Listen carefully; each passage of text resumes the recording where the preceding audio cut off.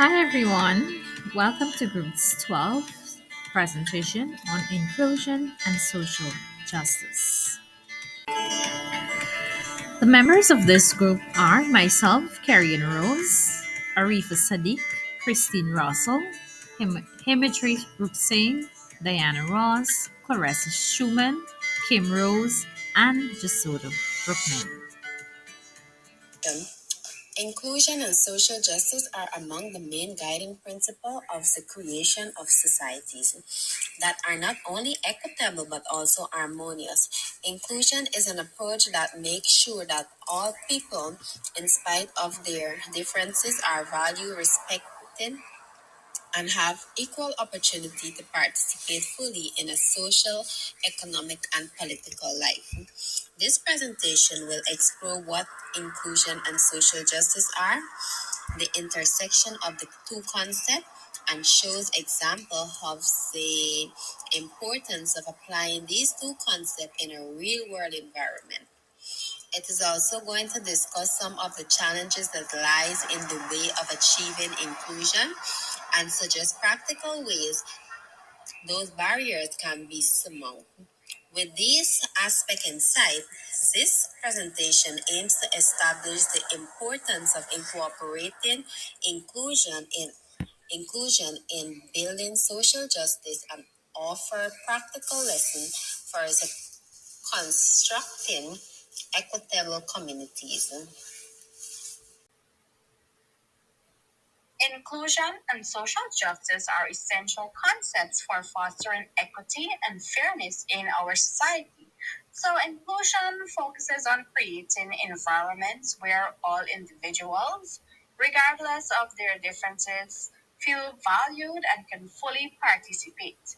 In education, this means integrating students of all abilities and backgrounds into mainstream classrooms, ensuring equal access to resources and opportunities. In other contexts, it involves embracing diversity and removing systemic barriers that hinder equitable participation. Now, social justice, on the other hand, is about dismantling structural inequalities and promoting fairness by redistributing resources, recognizing marginalized groups, and ensuring equal access to rights and opportunities. According to Rawls, 1971, it emphasizes equal basic rights and addressing social inequalities to benefit the least advantaged. Now, these concepts they intersect. So, with inclusion serving as a pathway to social justice, inclusion practices addressing systemic barriers and promoting equitable access, while social justice provides the ideological framework to ensure these changes are meaningful and lasting. Together, they work to eliminate discrimination, foster diversity, and build systems that respect human dignity. Inclusion is essential for achieving social justice. When marginalized groups are excluded from decision making, it reinforces inequality and hinders progress. Today, I'll discuss three examples that show how inclusion leads to transformative change.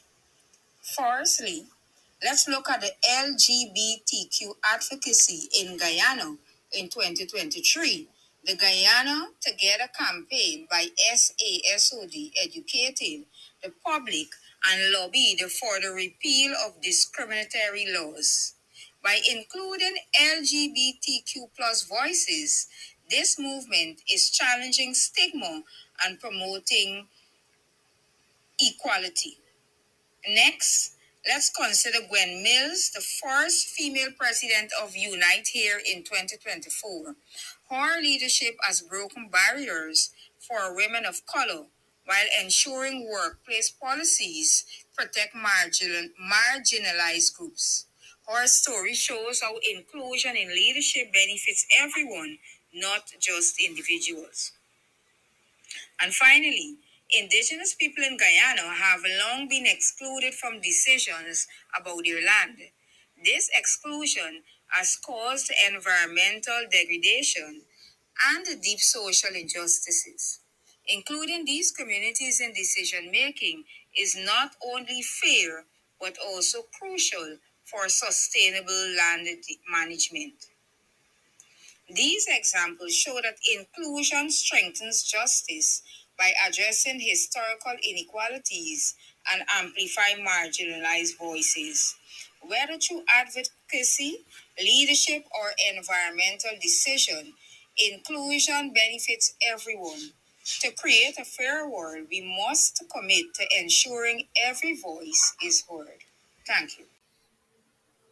Challenges to inclusion. Number one, inequalities. Number two, language barriers. Number three, large class size. Number four, bullying. So I will be looking at the first three in details.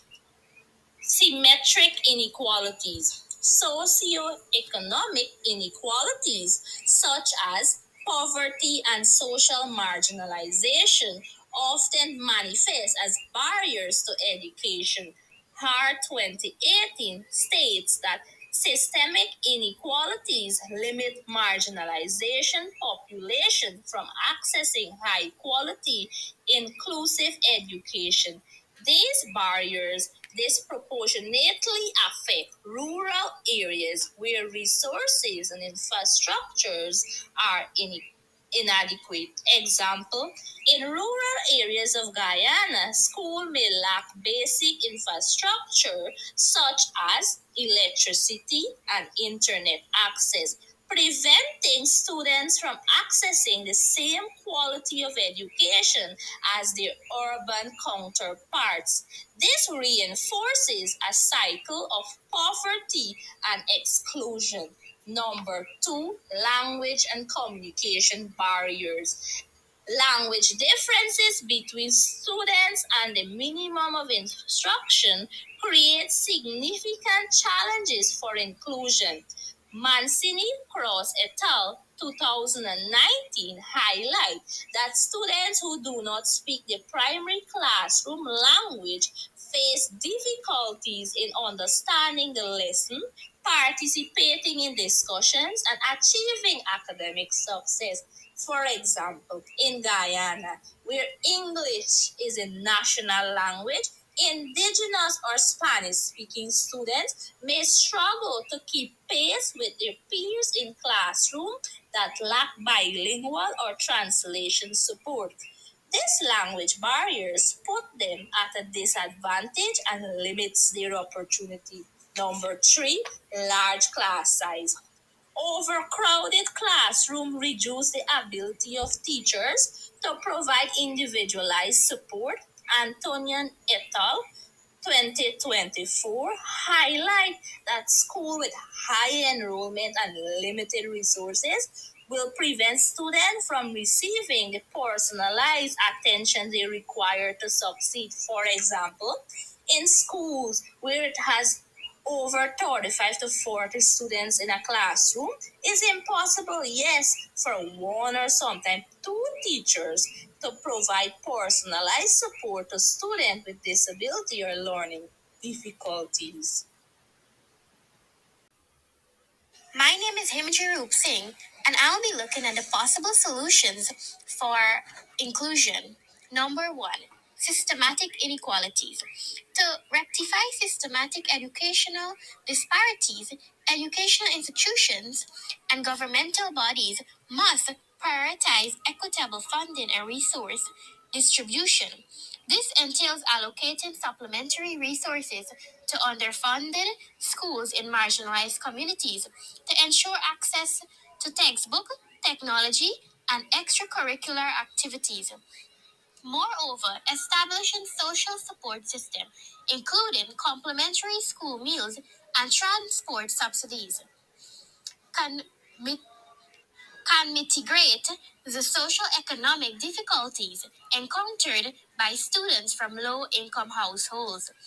In certain districts, funding reforms have enabled schools in disadvantaged areas to employ qualified educators and implement enrichment programs that foster academic achievement. Number two, language and communication barriers. Language barriers can be alleviated by implementing bilingual education programs and employing interpreters to support students who communicate in various languages. Educational institutions ought to implement English as a second language. ELS programs are offered customized assistance for indigenous language speakers to guarantee their full engagement in education process. These strategies promote student inclusion and facilitate language development. A school providing after-school ESL classes allow non-native English speakers to enhance their language proficiency while preserving their cultural identity. So fostering inclusiveness, and academic success. Number three, large size classes. Large size classes can be addressed by hiring more teachers to reduce the student to teacher ratio, allowing educators to provide more individualized support. Furthermore, integrating technology such as online learning platforms enable educators to tailor lessons to accommodate varied learning requirements. Some schools have implemented adaptive learning software that customize coursework according to students' individual capabilities, allowing them to progress at their own speed while receiving focused support from their instructors. So that would have brought us to the end of our presentation. So to conclude our presentation, we can say that inclusion and social justice are foundational principles for fostering equitable and harmonious societies. Inclusion ensures that all individuals, regardless of their differences, are valued and can fully participate in societal systems. Booth and Anscrow, 2011. Social justice, on the other hand, focuses on dismantling systematic barriers and creating fair access to resources and opportunities for all. Rawls, 1971. Together, these concepts address the root cause of discrimination, reduce disparities, and promote equity. Despite challenges such as systematic inequalities, language barriers, and negative peer interactions, practical solutions such as equitable resource distribution, bilingual education, and anti bullying initiatives can create more inclusive and just environments. UNESCO 2020, Garcia and Y 2014. By embracing these strategies, society can empower marginalized groups, foster diversity, and work towards a future where equity and fairness are realities for everyone. Inclusion and social justice are not merely ideals, but essential tools for building stronger, more unified communities. At this moment, we would like you to take a few minutes and answer these three questions based on our presentation. First question: how do inclusion and social justice complement each other in addressing systemic inequalities in education and society?